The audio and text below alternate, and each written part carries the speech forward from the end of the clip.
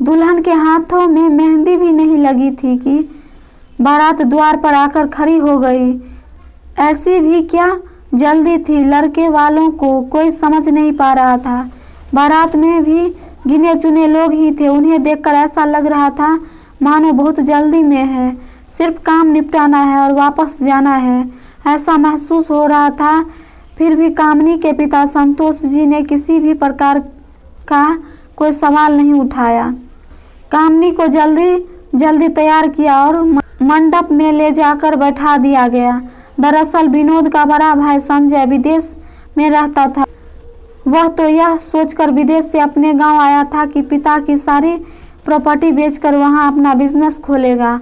और वह जानता था विनोद को तो पिता के धन दौलत से कोई मतलब नहीं है, क्योंकि उसने जब से होश संभाला था तब से दूसरों के घरों में नौकरी ही किया है। और रही बात पिताजी की, वो तो कई दिनों से बीमार है, कब भगवान को प्यारे हो जाए किसे पता। इसलिए वह चाहता था कि अपने पिता की सारी प्रॉपर्टी को बेचकर विदेश में अपना अच्छा खासा बिजनेस जमा सकता है। लेकिन उसने जैसे ही यह प्रस्ताव अपने पिता के सामने रखा तो उन्होंने संजय के सामने यह शर्त रखी दी कि जब तक विनोद की शादी नहीं हो जाती वह अपनी प्रॉपर्टी में से 1 पाँव हिस्सा भी उसे नहीं देंगे। अब तो संजय बड़ी दुविधा में फंस गया। पिता की प्रॉपर्टी हासिल करने के लिए क्या करे, उसे कुछ समझ नहीं आ रहा था। तभी गांव के मुखिया के बेटे ने उसे बताया कामनी के पिता उसकी शादी करने वाले हैं। तो आनंद फानंद में संजय ने अपना विदेश में रहने का रौब दिखाकर संतोष जी को विनोद के साथ उनकी बेटी की शादी के लिए मना लिए।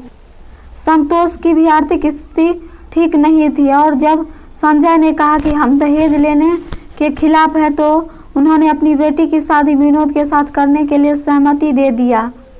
संजय ने उन्हें आश्वासन दिया कि यह विनोद को हमेशा अपने बेटे की तरह रखेगा और हर संभव उसकी मदद करेगा। और उसने यह भी कहा कि जब विनोद की और उसके परिवार की जिम्मेदारी भी संजय की ही है। यह सब सुनकर संतोष जी को भी यह रिश्ता अच्छा लगा और संजय ने जल्दी ही विदेश लौटने की बात कहकर विनोद की शादी जल्दी से करवा दिया। शादी पूरे रीति रिवाज के साथ संपन्न हुई। शादी के दूसरे दिन ही संजय ने विनोद और कामनी को पग फेरे के लिए उसके मायके भेज दिया और अपने पिता से प्रॉपर्टी के पेपर में यह कहकर साइन करवा लिए कि इस प्रॉपर्टी को बेचकर वह कई गुना पैसा कमा लेगा, इसमें विनोद का आधा हिस्सा रहेगा। पिता ने भी अपने भोलेपन के कारण अपने बेटे पर विश्वास करके यह सोचकर कि विनोद भी कुछ दिनों में अच्छा पैसे वाला हो जाएगा, उसे दूसरों के घर पर काम करना नहीं पड़ेगा, ऐसा सोचकर खुश होकर साइन कर दिया। पिता के साइन करते ही उसे ऐसा महसूस हुआ जैसे उसने बहुत बड़ा जंग जीत लिया। उसने सारे पैसे ऐंठ कर विदेश में अपना अच्छा खासा कारोबार जमा लिया। विनोद और कामनी जब वापस अपने घर आए तो देखा पिताजी बहुत उदास है। कामनी ने सोचा पिताजी से उनकी उदासी का कारण पूछे, लेकिन फिर सोचा हो सकता है बड़े भैया के विदेश लौट जाने के कारण उदास होंगे, इसलिए उसने उनसे कुछ भी नहीं कहा। विनोद ने सोचा हो सकता है पिता की तबीयत ज़्यादा खराब लग रही होगी, इसलिए उसने डॉक्टर को बुलाकर अपने पिताजी का इलाज करवा दिया। लेकिन पिताजी फिर भी खुश नहीं थे। 3 दिनों के बाद जिसने उनकी प्रॉपर्टी खरीदी थी उसने आकर कहा अब तुम्हें यह घर खाली करना पड़ेगा। उस समय विनोद तो घर पर नहीं था। कामनी ने जब यह सुना तो वह दंग रह गई। उसने पिताजी से पूछा तो उन्होंने कहा हाँ बेटा, तुम्हारे सुनहरे भविष्य के लिए मैंने और संजय ने मिलकर यह प्रॉपर्टी बेच दी है। कामनी ने कहा क्या विनोद को इसके बारे में पता है? तो उन्होंने ना में सिर हिला दिया। कामनी होशियार थी, उसे समझ में आ गया था कि संजय भैया ने ऐसा क्यों किया होगा। उसने विनोद के घर आने पर सारी बातें बता दिया। विनोद ने जब इस बारे में अपने पिताजी से बात किया तो उन्होंने वह सारी बातें बता दिया। तो संजय ने उनसे कहा था, विनोद ने कामनी से कहा ठीक है ना भैया, आने वाले समय में हमें कहीं ना कहीं मदद करेंगे। कामनी ने उस समय कुछ भी नहीं कहा, लेकिन वह समझ गई थी कि भैया अब शायद ही हमारी खोज खबर लेंगे। अब विनोद अपनी पत्नी और पिताजी के साथ दूसरे के घर में किराए से रहने लगा। गांव वाले ने भी उसे समझाया कि शायद संजय तुम्हें धोखा दे रहा है, वह तुमको मदद नहीं करने वाला है। तो विनोद एक ही शब्द कहता, अपना कर्म वो करेगा और अपना कर्म हम करेंगे। और रही बात पिताजी की, तो उन्होंने हमें जन्म दिया है, तो उनकी सेवा करना हमारा फर्ज है। समय धीरे धीरे बीतता गया। संजय ने एक बार भी ना ही अपने पिता की खबर ली और ना ही अपने भाई की। अब कामनी अपने ससुर की इतनी सेवा करती कि वे धीरे धीरे पहले से ज़्यादा स्वस्थ होने लगे।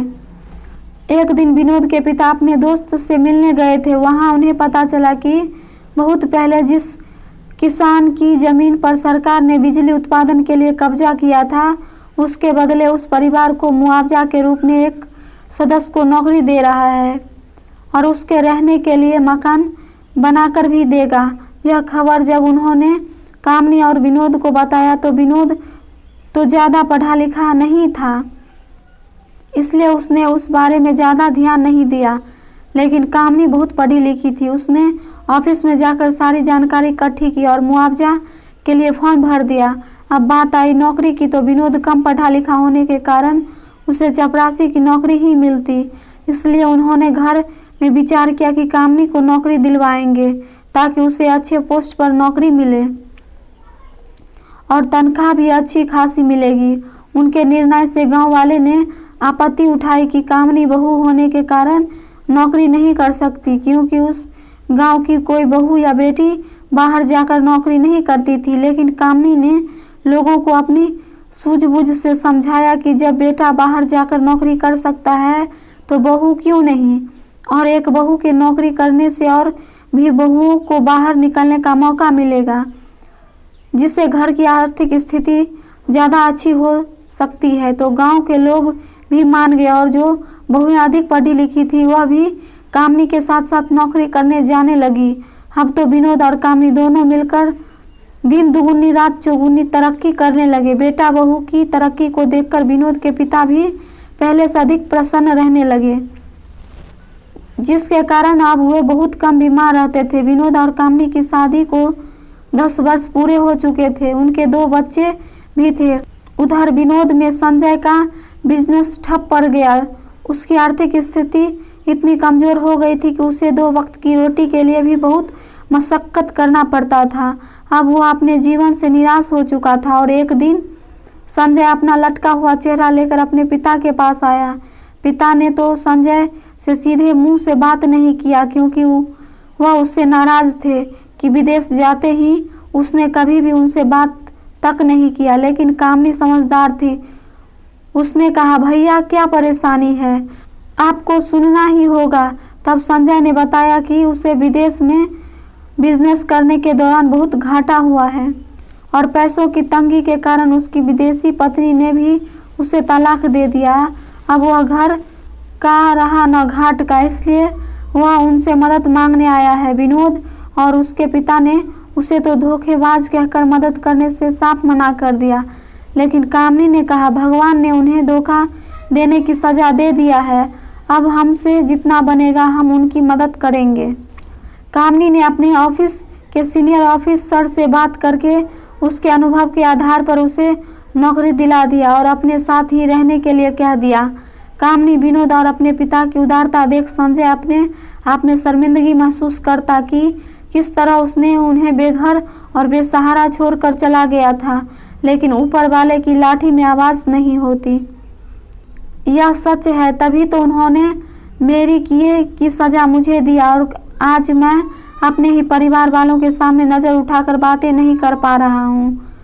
उसने सभी के सामने हाथ जोड़कर माफ़ी मांगा और दोबारा ऐसी गलती कभी नहीं करने का प्रण किया।